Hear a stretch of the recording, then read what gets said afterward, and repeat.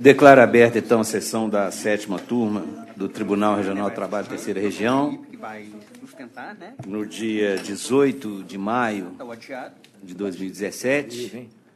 E, inicialmente, eu queria consignar uma manifestação de pesar pelo falecimento do senhor João Marcos Freitas, irmão do desembargador Marlon, José Marlon de Freitas. E, então, ficar aí nossas condolências e que se envie um ofício para o desembargador Marlon. Com a nossa adesão, presidente. Em nome de toda a turma, com a adesão do Ministério Público também.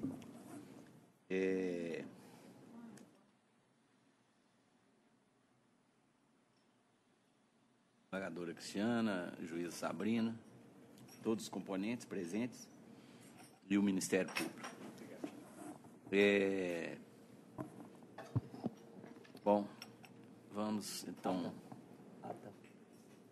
coloco em votação a ata da sessão anterior. De acordo, presidente.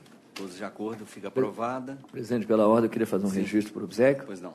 Presidente, é um registro, claro, né, num momento tão preocupante, tão delicado, né, pelo qual o país atravessa, qual todos nós fomos surpreendidos, alguns surpreendidos, outros não, desde ontem, mas eu queria fazer um registro de regozijo, né, de regozijo, ao contrário do que nós estamos ouvindo e assistindo, que presidente, fazer um registro pela realização desse Congresso Brasileiro que foi realizado pela Faculdade de Direito, Conselho Lafayette, de 8 a 12 de maio, inclusive com a participação do ilustre representante do Ministério Público, nossa colega Camila Zaide, nosso colega Miltibal, Vitor Salino, e também os nossos colegas Fernando Botelho, que também é amigo seu pessoal, a deputada federal João Moraes, Carlos Viana, da Tatiaia, dentre outros, né?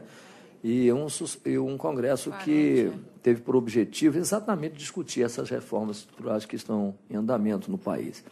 Então, ao final deste congresso, na sexta-feira, inclusive com a publicação de uma carta aberta, né, que está sendo divulgada pelo país inteiro, eu queria deixar um registro de cumprimentos a todos os palestrantes, viu, Gilberto? Depois eu passo o nome de cada um para você.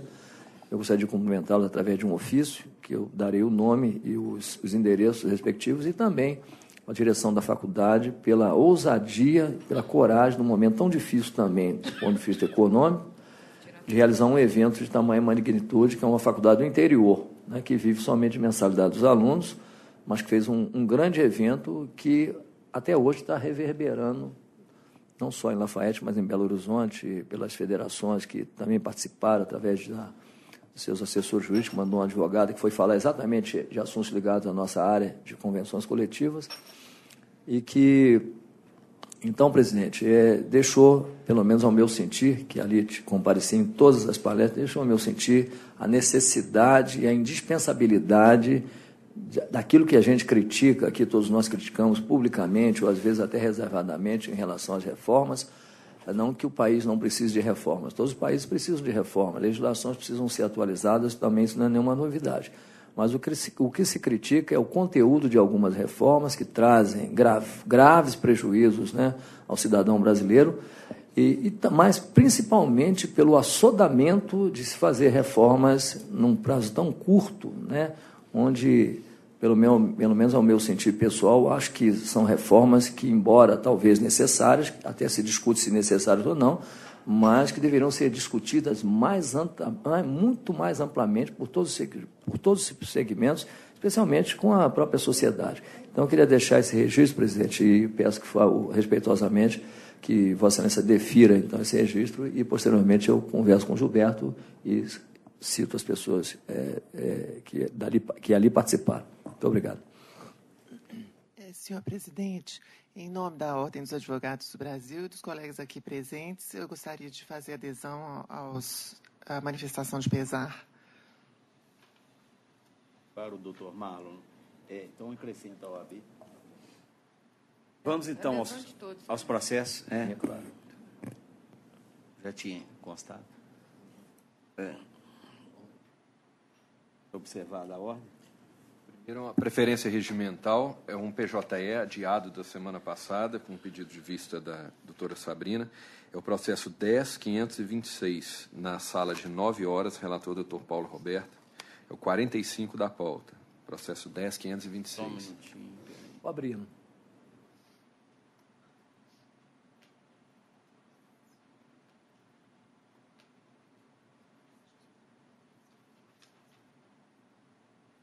Nove horas, né?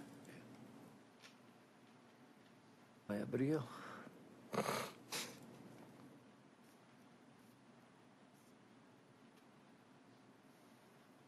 Ela sustentou a semana passada. Qual que é o número? 45 da pauta. Foi vista da Sabrina, né, Sabrina? Foi vista sua ou minha? Com a palavra, juíza Sabrina. Pode falar que já está abrindo aqui, por Eu favor. examinei o processo. O reclamante ele foi admitido como vigilante. Tem várias ocorrências no livro próprio que o próprio reclamante relata que, durante o plantão dele, o cachorro chacal está com as patas feridas. Então, ele fazia uma inspeção no cachorro. Do cachorro. O preposto da segunda ré admitiu também que, às vezes, o vigilante jogava uma água nos cachorros. O preposto da terceira declarou que o reclamante fazia a limpeza do canil, mas não curativos. No Santa Amália 2, o reclamante tinha que limpar o canil no seu horário. A testemunha do autor, o Alex Paulo, que rendia o reclamante, declarou que ambos limpavam o canil, davam banho e cuidavam dos ferimentos do cachorro. Então, eu acho que cuidar de cachorro não tem nada contra, pelo contrário. Mas não é um serviço de vigilante, não é específico do vigilante. Então, eu acho que ele tinha que deixar as funções de vigilante para cuidar do cachorro. Aí eu acho que não está correto, não. Então, em vista disto, eu deferiria um adicional de 20% para o reclamante. Agora, quanto à inclusão dele no plano de saúde, ele foi admitido em 12 de janeiro de 2015 e tem comprovação de sua inclusão no PROMED. Ele fala que não recebeu a carteirinha, mas a cláusula convencional nada menciona a respeito de entrega de carteirinha. Então, neste ponto, eu estou acompanhando o voto do eminente relator. Agora, quanto ao acúmulo de função, aí eu estou divergindo e deferiria 20% para o vigilante, para o reclamante. É a minha proposta. Tá, eu também dei uma olhada e eu acompanho essa divergência no acúmulo de função. No mais, eu estou de acordo com o relator. Eu farei a adequação, presidente. Agora, só consulto o seguinte. 20% estaria dentro, eu não sei se estaria dentro daquele percentual da Lei 3.207, que é o parâmetro que normalmente nós utilizamos, né, nesse caso de acúmulo de função. Né? Não, na minha relatoria com a desembargadora Cristiana de revisora, a gente tem arbitrado. Dado 20%? Né? Eu confesso que eu não tenho. Às vezes, sim. Não, tudo bem. Eu faço a adequação, porque eu vou ficar vencido, eu faço a adequação. Então fica esse 20% e aí tem que mudar aqui a conclusão. Sim. E o valor da causa, hein? Para dar provimento. O valor da condenação, deixa eu pegar aqui Está aqui presente, espera aí. E logo.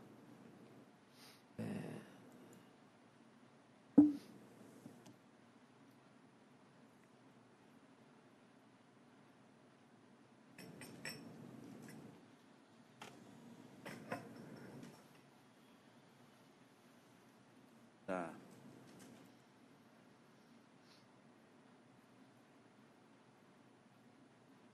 Ação em 5.000. Passa para 10, né? Sim. É isso? Pode. Arbitrado o valor da condenação nessa instância em R$10.000.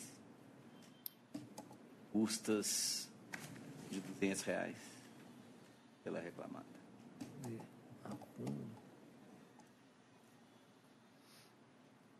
Assim se decide. Bom dia, muito obrigada. Bom dia. Pauta física, número 14 da pauta, processo 2378-2012. Relator, Dr. Paulo Roberto. Revisora, doutora Sabrina. Inscrita, advogada Fabiana de Azevedo Valadares, pelo agravante. 14 da pauta física. Vou abrir, já, só um instantinho, Gilberto, já peguei aqui, já. Fiz a inscrição.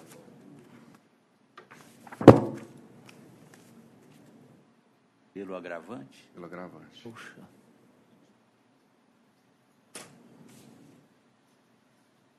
Presidente, pode, se quiser adiantar, pode, que eu estou Tá, joia. juiz, por favor. Doutora vai falar pelo agravante, não é isso? Sim, bom dia. Bom dia a todos. Eu vou antecipar aqui para lhe dar a palavra para a sustentação oral. O relator, porque ele está com dificuldade ali de encontrar, enquanto ele acessa ali. Ele está conhecendo a proposta de voto dele, conhecendo o agravo e, no mérito, negando-lhe provimento. Com a palavra. Sim. Eu estou pelo agravante, Novazione e Cláudio Fava, e a gente teve um caso análogo,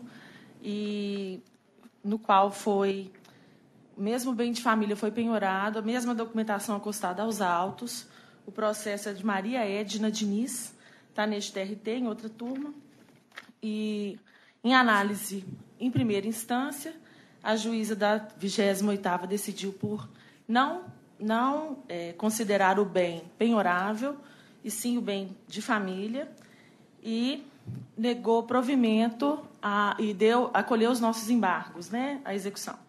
Nesse caso da Inovazione aqui, e nessa execução movida pelo Nelson, o Cláudio Fava, que é o representante legal da Inovazione, mora lá em Arraial da Ajuda, mora nessa casa que foi penhorada. Nós acostamos vários documentos, como contas de telefone, coisas do dia a dia do casal, e o juiz de primeira instância considerou que essa casa era uma casa de veraneio e deu a penhorabilidade da casa. A gente gostaria que, numa análise mais apurada da documentação, Vossas Excelências verificassem que são contas geradas mês a mês, os filhos do casal estão regularmente matriculados em escolas lá em Arraial da Ajuda. A gente tem novos documentos agora que podem ser acostados, declarando essa regularidade a frequência das crianças na escola, fotos da casa, fotos do local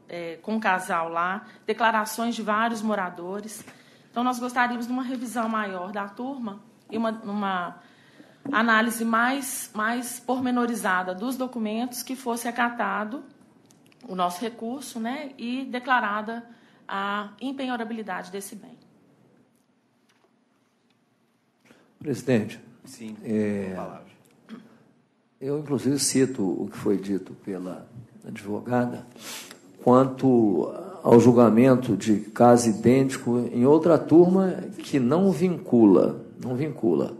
O voto, presidente, é bem extenso e eu não tenho por costume, mas em respeito, evidentemente, à advogada e também, né, a situação, né, em que se discute a importância da situação que se discute, que é a impenhorabilidade ou não de bem de família, né? Eu estou dizendo o seguinte aqui, rapidamente, que o bem está localizado no residencial Mar Paraíso, na estrada de Mucugê, no Arraial da Ajuda, Porto Seguro, sendo que está anexo ao hotel Clube Mar Paraíso, o Alto Penhora, não havendo prova de que o referido executado ali reside ou que se trata de seu único imóvel. E mais à frente eu faço transcrever o que também foi dito pelo juiz agravado, pelo magistrado de primeiro grau, e que diz aqui, da análise de todo o conjunto probatório, que aqui eu faço uma referência, né, constata que o exequente possui efetivamente outros bens, além daqueles formalmente declarados no seu imposto de renda à pessoa física, né, o qual alega ser o seu único bem dele se utilizando como residência. Decorrido mais de 4 anos, o exequente vem se esquivando, né, o executado, no caso aqui está errado, o pagamento de ínfima quantia, e se valendo de todos os artifícios administrativos e jurídicos, a fim de se furtar o pagamento da verba alimentar para de sua excelente condição de vida, comprovado pela documentação. Não há como se admitir que alguém que declara 0 de rendimentos 2014, 2015, em 2016 ainda não há declaração, possa viver em elegante residência à beira-mar, um dos locais mais onerosos da costa brasileira. Então, acrescente-se ainda, ao final, que o documento de folha 7 indica como endereço do agravante, senhor Cláudio Fava, como domicílio e residência, a Rua Engenheiro Godofredo dos Santos, bairro Estoril, em Belo Horizonte, BH. E, finalmente, destaque-se outrocinho, ao contrário do alegado pelo agravante, que a execução se promove em proveito do credor, conforme estabelece a lei processual, cumprindo esclarecer que o princípio da execução de forma menos gravosa, ao devedor previsto no 805 do atual Código, contrapõe-se ao princípio da efetividade de prestação judicial de natureza constitucional. Portanto, poderá o executado livrar-se da constrição, bastando substituir a penhora do bem pelo valor em dinheiro. E a eventual decisão relativa à ultração movida contra o executado, como é sabido, não tem o condão de vincular demais julgadores, como eu me referi anteriormente. Então, presidente, respeitosamente, nesses casos, nós costumamos olhar, às vezes, com um olhar muito mais profundo, todos os processos se olham devidamente, mas quando se trata, nesses casos, o olhar deve ser bem mais profundo, com olhos de ver. E, diante de tais argumentos, presidente, eu estou mantendo a conclusão do voto, respeitosamente. A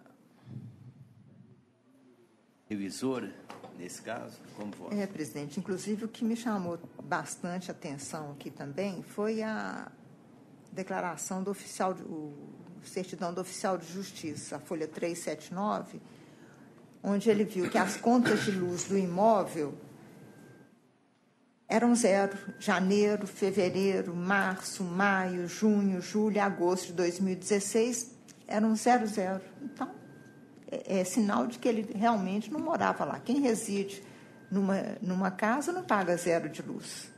Então, eu estou acompanhando integralmente o voto.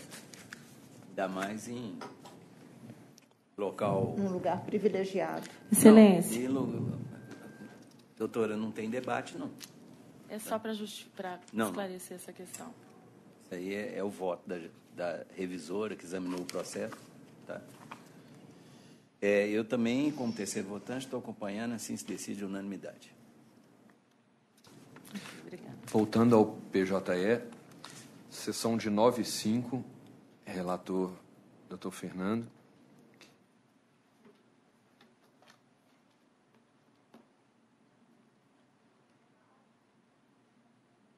Qual o processo? É uma inscrição para assistir o julgamento apenas. É o 28 da pauta, processo 11.758. 28 da pauta.